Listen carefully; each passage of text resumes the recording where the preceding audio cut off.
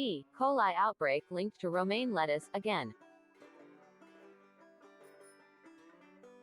Another nationwide outbreak of E. coli infection has prompted recalls of more than 75,000 pounds of romaine lettuce and other salad mixes that contain romaine, just in time for Thanksgiving.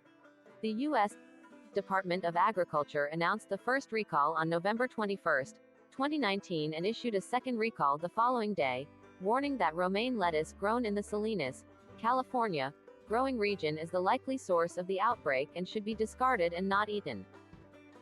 We are concerned about the potential for contaminated lettuce on store shelves and in people's refrigerators, says Robert Talks, MD, Director of the CDC Division of Foodborne, Waterborne, and Environmental Diseases. Heading into the Thanksgiving holiday, it is critically important to avoid buying or eating romaine lettuce from the Salinas growing area so you can protect yourself and your family. As of November 26, a total of 67 people from 19 states were infected with a dangerous strain of E. coli, known as O157H7, according to the Centers for Disease Control and Prevention, CDC.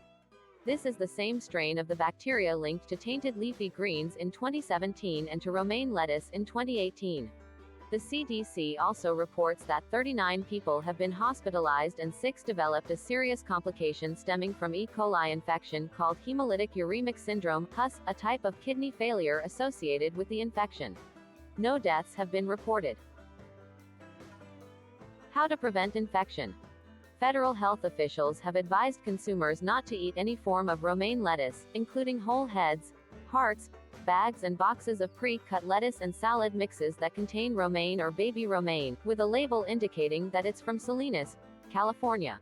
Restaurants and grocery stores have also been directed not to serve or sell any romaine harvested in this growing region. Any unlabeled romaine products from an unknown source should also not be eaten, served or sold. If you have any form of romaine in your refrigerator with a label indicating that it's from the Salinas, California growing region, you should immediately throw it away, even if it was partially eaten and did not lead to illness. If you're unsure if the lettuce you have is romaine or if it's not labeled with a growing region, don't eat it and throw it away. It's also important to wash and sanitize any drawers or shelves in your refrigerator where romaine was stored. The U.S.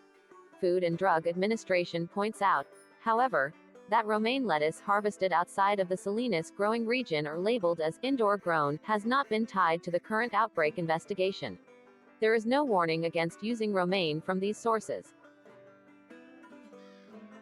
Recognize the signs of infection. The strain of E. coli O157H7 bacteria involved in this and other recent outbreaks can produce a dangerous toxin in the body called Shiga. Keep in mind, there's a lag time between when people are sickened, when they report those illnesses and when the CDC reports confirmed cases. The agency points out that it takes between 2 and 3 weeks from the time a person becomes sick with E. coli to when that illness is reported to the government. Warning signs of the infection usually begin 3 to 4 days after exposure with mild stomach pain or diarrhea. As it progresses, symptoms may include severe stomach cramps, diarrhea with blood, vomiting and a low fever. The CDC advises consumers to be on the lookout for signs of exposure to E. coli O157H7. The FDA also urges consumers with symptoms of an infection to contact their healthcare providers. Those who believe they may be affected should write down what they ate in the week before they started to get sick. This will help inform health officials about the source and the scope of the outbreak. How is the infection treated? If you have an E. coli O157H7 infection, it's unlikely you will be treated with antibiotics. These drugs are used to treat many bacterial infections, but they are typically not recommended as a treatment for this illness since the risks may outweigh any possible benefits. Some studies have also suggested that giving patients with E. coli O157H7 infection antibiotics could increase their risk for HUS.